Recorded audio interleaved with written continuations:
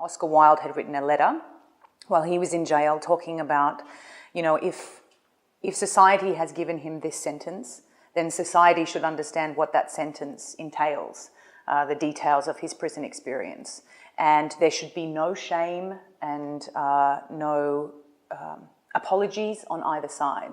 But that if you do your time that society says you should do, so let's say you've done your year or your 2 years or your 3 years or whatever, then when you come out, that's it. So it's not an ex-criminal or an ex-convict or anything like that. It's a returning citizen. They're returning and they are a citizen, and that's it. After they return, they're like you and me. There's no difference, and there should be no difference. I met a guy who had been in prison, and this was 9 years ago. And he went through his prison experience that night, and I found it very interesting. It's very different from Australian prisons. So I didn't think about it for a long time, and then I just started meeting people who were, coming up and in my life who were either, going to prison or had been to prison, people you wouldn't expect, and I was like, oh, this is really interesting. And then I forgot about it again. And then I was reading some research for another play I was doing and came up against, I say against, it was like in my face very, very clearly that I had to do something. My objective is to stop a shame cycle for the people who have been in prison, or the people the people in the audience who may go to prison, and for the parents and relatives of people who may go to prison or have been in prison. And then the second thing is to stop the judgment cycle. So to stop whenever someone, for instance, they're working with someone who may have been in prison, if they find out, then you have to be sensitive to that. Don't go telling everybody. Like one of the characters speaks about his experience at a new place of work. Someone found out, told everyone, and he was so ropeable. He thought, no, I'm turning over a new leaf and I don't want people to judge me. And that it's always there, Every time they travel overseas, there's a box, have you been in prison? That you have to tick, when you go into customs. Every new job, there's a box you have to tick, have you been in prison? So it's a sentence that just keeps on giving, you know what I mean? It's not about the crime that you committed, it's not about the punishment doled out, it's about the experience.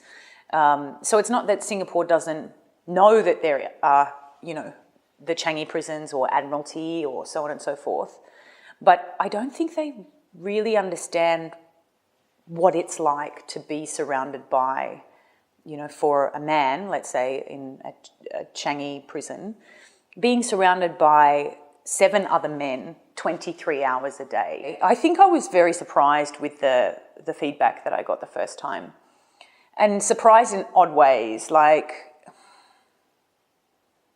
I got personal emails from 2 counsellors who worked in the prisons, who came of their own accord to see the show. It changed the way that they dealt with their clients inside. And it was so beautiful and generous of them to tell me, and it also seemed like it brought them closer to their clients. They now understand how important yard is. It's the 1 hour on alternate days to go and have a run around. And they said, now I understand why my clients get so agitated if we're running over time in the counselling session, because they want to get to yard. If it runs over too much, then they can't get to yard. Then they have to spend the time inside their cell. We went to a halfway house as part of the outreach section of Dark Room. So we have the main stage play, and then there is outreach kind of prongs to it.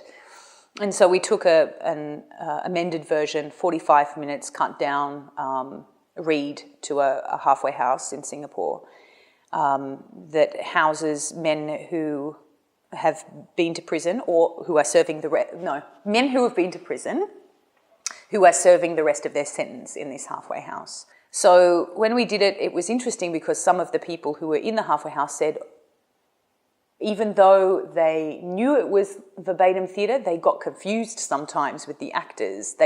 Sometimes they would think that the actors were actually, like, this was their story and they had been to prison, you know?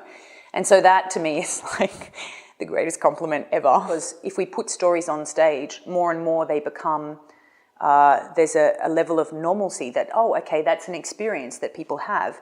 And if you have had that experience and you're seeing it on stage, it's almost like, oh, okay, so this isn't, it's not that it's not so bad, but it's somehow accepted in a way. And I think shame, you know, shame is bred when things aren't spoken about.